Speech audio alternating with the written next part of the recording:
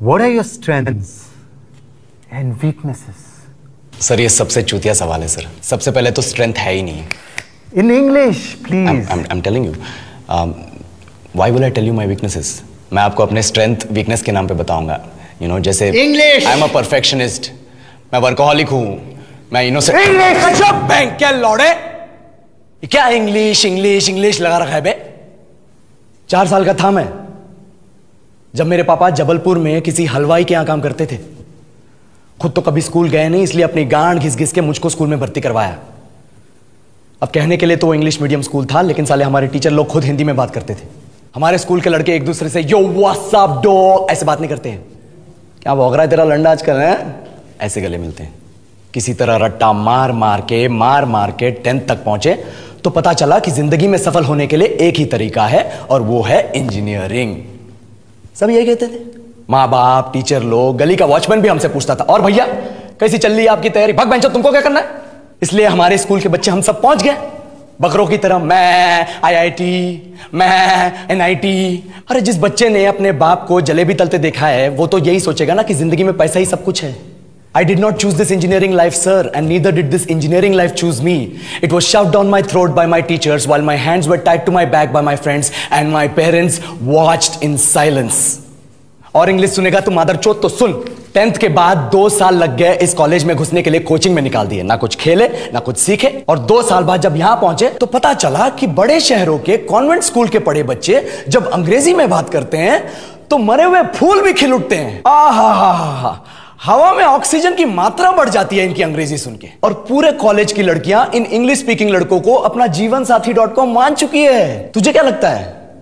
मुझे कभी लगा नहीं कि मैं अपनी अंग्रेजी पे काम करूं, अपने पर्सनालिटी पे काम करूं। बहुत लगा। ये चूतिया इंडस वैली सिविलाइजेशन का जो एजुकेशन सिस्टम बिठा के रखे हो, जिसमें हर साल में 10 सब्जेक्ट, हर सब्जेक्ट में theory, practical, viva, lab work, external, internal, majors, minors, assignment, project, thesis, गांड मार के रख ली हमारी।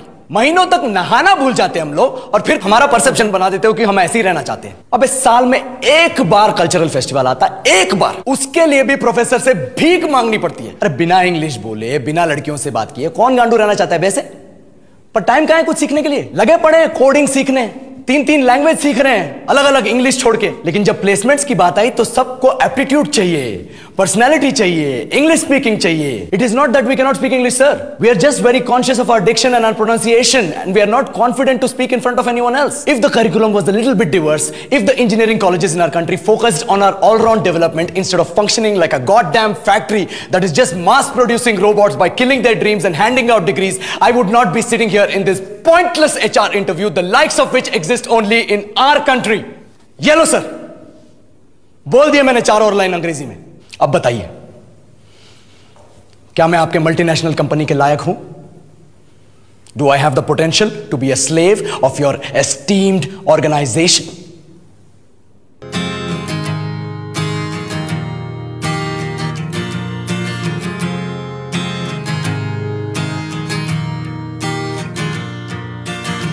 बंक मारा क्यों हर रोज GPA अब मेरा काफी लो।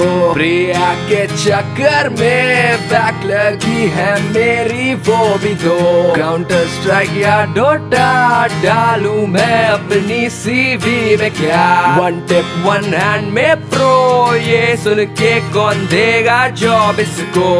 Go down, संभाल, I can't go down, I want a job. एक और 60, I need to stop and get a M.Tech यहीं से ना करनी पड़ जाए। शायद से मैं था B.Com kind of guy, लेकिन सबसे ज्यादा ये बात सताए, नहीं सीखा गिटार।